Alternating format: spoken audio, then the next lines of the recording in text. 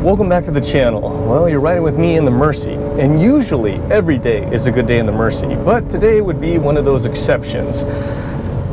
Because unfortunately, the Murci, being the most temperamental car out of all my cars, did develop a misfire a while ago. Now, in the Murci's defense, I probably should have addressed it at that time, but I just didn't have enough time to deal with it. And now it's winter. In winter, I drive with the traction control on. That has made the problem exponentially worse.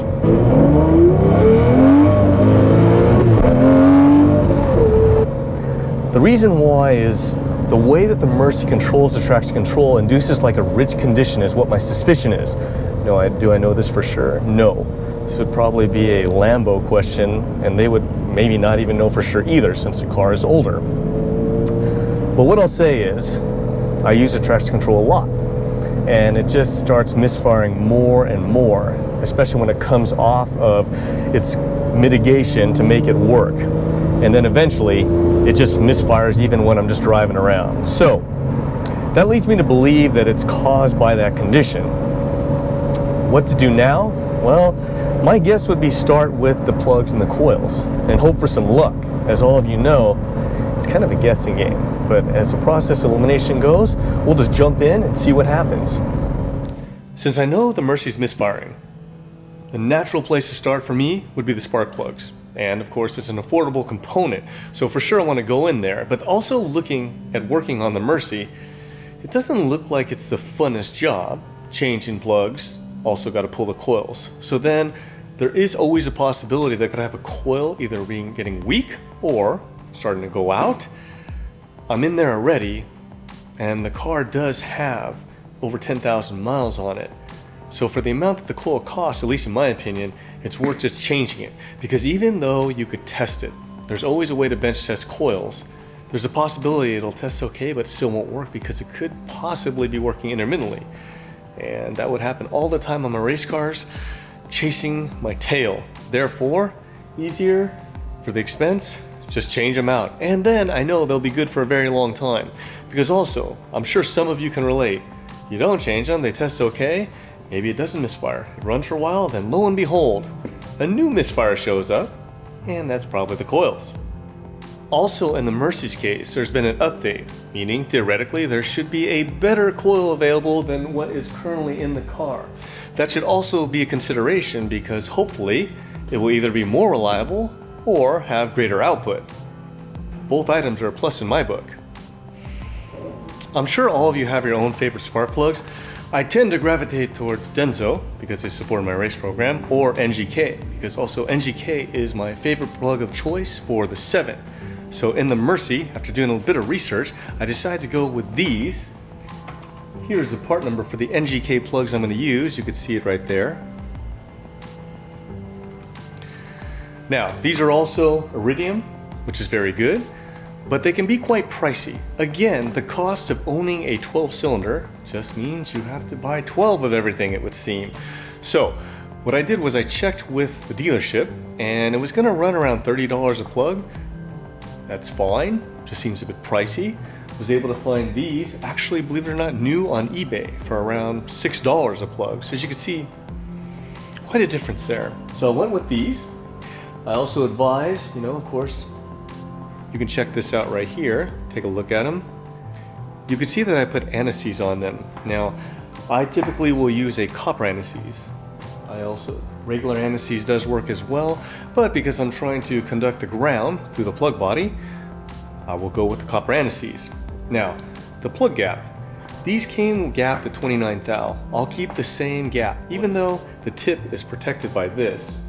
I have still found cases where the gap comes incorrectly from the manufacturer. So, I suggest buying one of these. They're super cheap, and always double checking your gap. And then again, you may decide to run a different gap, which would be perfect because you would have the tool. I love OE parts, probably much like all of you. But the deal is, when it comes to especially Lambo V12 parts, there is beyond a premium to get these parts. What I would recommend is calling lots of dealers. I usually deal with 3 dealers, and I always price check. But here's the real deal. One dealer is always consistently a better price, and that's Lamborghini at Dallas. So I did order the updated coils for the Murci from them, and they were still quite pricey. I know that it's around $1,500 plus or minus to get a full set of coils for that car. So you have that, plus the added cost of your plugs. You can obviously see how things are adding up as usual.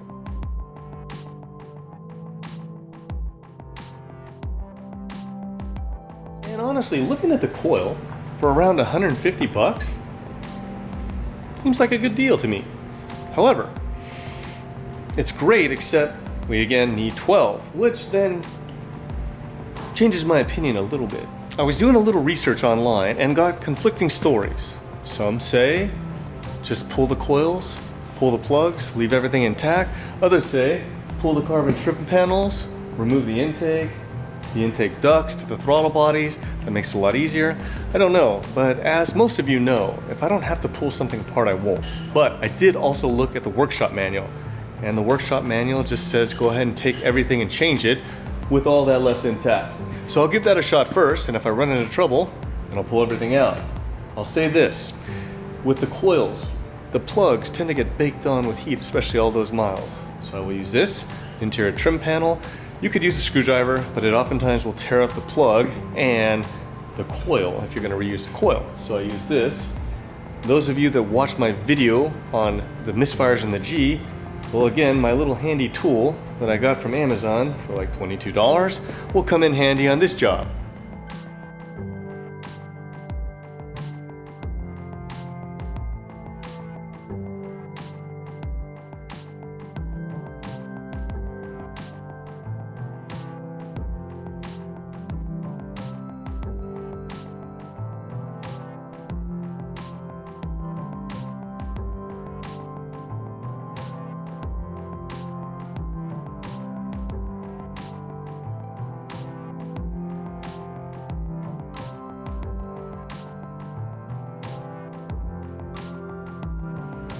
Okay, I was able to finish up the 6 cylinders on this bank and everything went smooth, but I want to point out some things that might make it easier for you before I forget.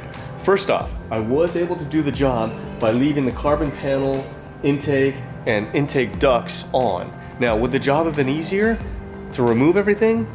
Yes, I believe it would be, but whether or not it's worth the time to pull it, I don't know. That's kind of up to you. Now, the next thing is that when pulling the coils, remember my tool here. Well, I wanted to use it, of course, because I had my huge investment of like $22. Unfortunately, you really don't need it. The reason why is once the plug is disconnected, all you have to do is turn the coil, it loosens and pops, and then you can pull it right up. So there's no use in making that huge investment for that tool. It definitely helped in the G though. So depending, if you have both, you might want to get one.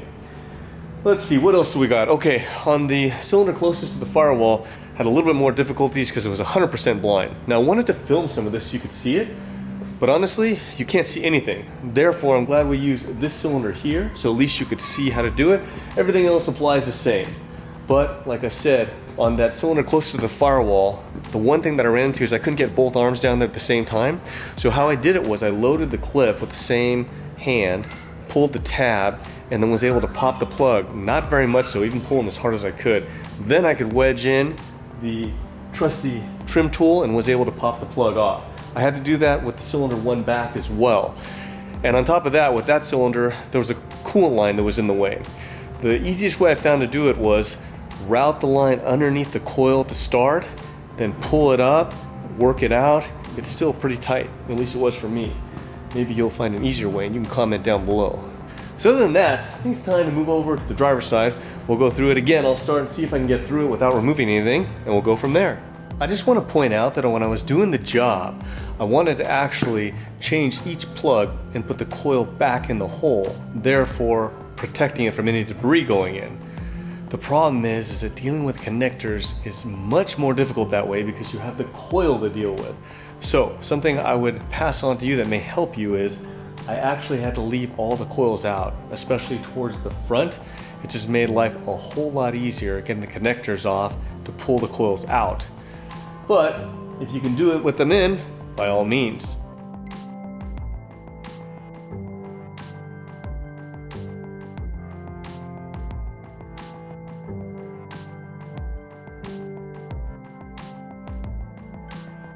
Well, there you have it.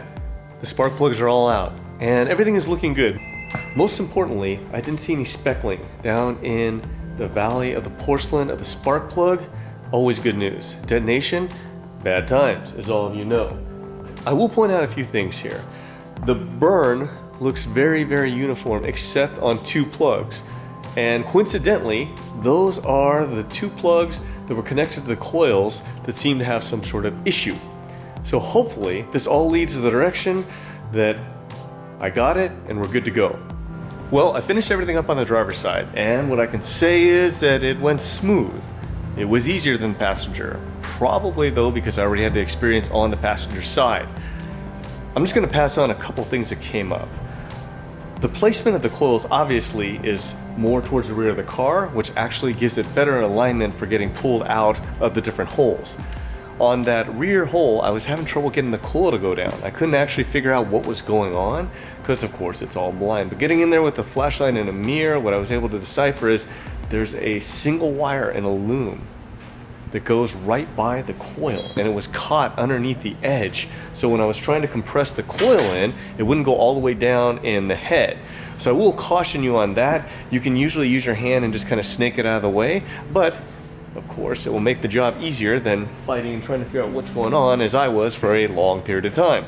The other thing I always try and pass on is that I was doing this very late at night after a very hot day on the ranch, so I made a huge mistake, and that is when I pulled that coil, I for some reason had thought I had changed spark plug, put the new coil in, hooked everything up, and then went to the toolbox and found the plug for that cylinder. So I had to redo everything, which is just not that bad, but a waste of time. Caution you, obviously you guys are much brighter than me and probably would not make that mistake and not work on cars of this magnitude when you're just completely exhausted and mentally fried. If you can find a dealership that'll work with you and you can get a good discount on the parts, the savings is huge, especially with labor costs being so high. And the job, quite frankly, was not that much more difficult than the G. In fact, it was probably about the same. Therefore, I would recommend it. You don't have to be the ultimate skilled mechanic to pull this off. All in all, that job went pretty good, but I'm always looking for the source of the problem, because if I don't find anything, that could mean I didn't get it. But luckily, something popped up when I was doing the coils. I'll pass this on to all of you. When you pull the coil, you want to take a good look at inside, and the part that mounts on the terminal in this coil, and I might have had one other, is actually broken. So I would recommend you look inside the spark plug hole to make sure you don't drop anything inside the engine. Luckily this piece was barely hanging on.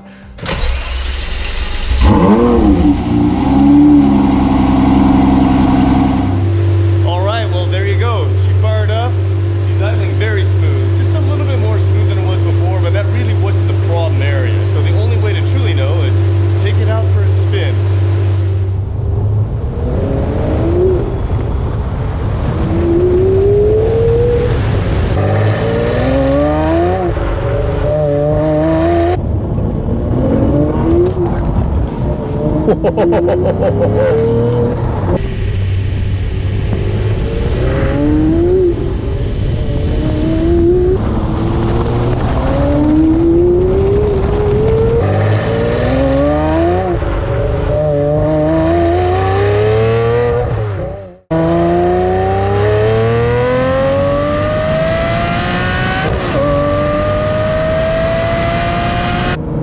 Well, as all of you saw and heard, everything seems to be fine. I guess it's my lucky day. I should probably go out and buy a lottery ticket. But other than that, I'm going to enjoy my time in the Murci.